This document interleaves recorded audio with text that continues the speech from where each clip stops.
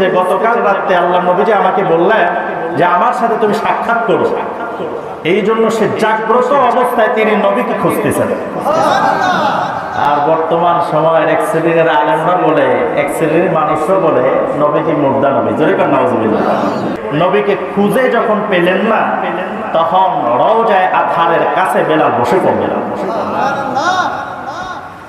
রওজা শরীফ যখনই তার চোখের সামনে ভেসে আসলো, তিনি আর নিজেকে সামলাতে পারলেন না, বেহুশ হয়ে ওখানে রওজার কাছে পড়ে গেলেন।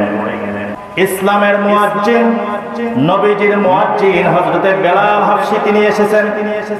যখনই আশেপাশে পাবলিসিটি হয়ে গেল, সবাই আসতেছে, হযরতে বেলাল এসেছে, সবাই আসতেছে, এসে এসে এভাবে ভিড় জমা হয়ে গেছে। আর বেলাল রাদিয়াল্লাহু তাআলা রওজার পাশে তিনি বেহুশ অবস্থায় পড়ে আছে।